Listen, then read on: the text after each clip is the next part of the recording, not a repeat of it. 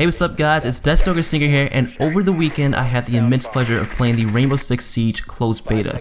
If you're unfamiliar with the title, it's a strategic 5 vs 5 first-person shooter featuring highly destructible maps and no respawns. Gameplay is broken down into two teams, attackers and defenders. Defenders spawn inside a small structure and must fortify their positions from the impending assault of the attackers. Attackers, on the other hand, are charged with the role of breaching the defenders' fortifications and securing the objectives by any means necessary. Overall, the game is in great shape, weapons feel well-rounded, and no weapon or operated gadget feels overpowered. Though you'll likely hear the opposite about shotguns, this is a common misunderstanding.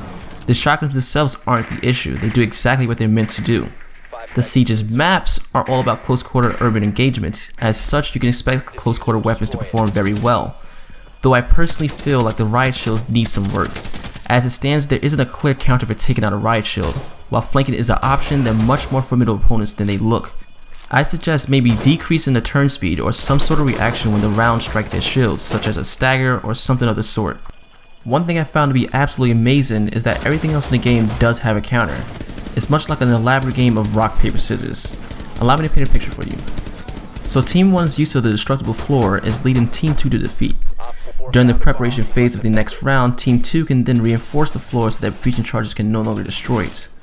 Well, if that's the case, Team 1 could use Thermite's exothermic charges to cut through the reinforced floor, and then to counter this, Jaeger can deploy his trophy system, which will deactivate any explosives in the vicinity. But should he do this, Twitch can use her shock drone to destroy the trophy system. Honestly, I can go on and on. This rock, paper, scissors is one of the Siege's greatest strengths, and I love it. But onward to body armor. In the Siege, armor for the operators is divided into three groups: heavy, medium, and light. As you can expect, each of which affects the operator's speed differently, though as it stands now, I feel like the lighter armor may be too little in protection. While I don't want a major buff to hit points, I do feel like a small increase is necessary due to how lethal the guns are in the game. Which brings me back to the weapons.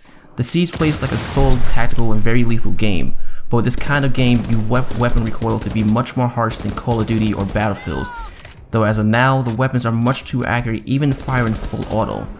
Though, like I already mentioned, this beta is 2 months in advance of the actual launch, and I'm more certain that this will be cleaned up before release. Now for the more ugly side of the beta. Allow me to start off by saying the purpose of this closed beta is to test the servers and gather feedback from the community. As such, I already expected server and matchmaking issues. These were of course seen, and while everyone else may be complaining, I don't think we'll see them in the final game. In its current state, it can take multiple attempts before successfully getting into a game lobby, and even when this is done, there's a small chance that the game could crash or get stuck loading between rounds.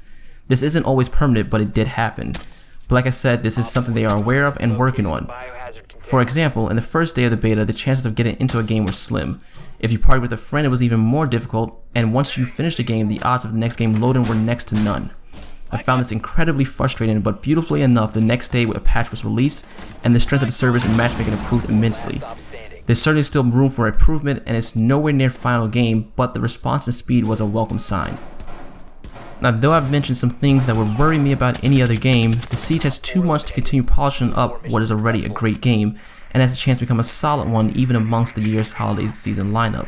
I certainly am going to keep my pre-order and honestly can't wait for December 1st to come. Now, to answer the question of whether or not you should purchase this game, I certainly believe this varies by person. If you're a fan of Rainbow Six or strategic games, you should definitely be considering this. If the majority of your FPS experience is from more arcade-like shooters like Call of Duty or Destiny, I would watch some gameplay first. Just keep in mind this game is rough, you will die quick, you will get destroyed. You will find that an organized enemy squad is probably your worst nightmare, but the same applies to your opponents. If you do pick up this game, remember to bring some friends or make them in-game because you will definitely need them. And as always, if you guys like this video, go ahead and hit it with a thumbs up. You can also subscribe to my channel to be the first to know when a new video goes up, and as always, remember you can find me on Twitter, Twitch, Facebook, Google+, and PSN. As always, all links are in the description below.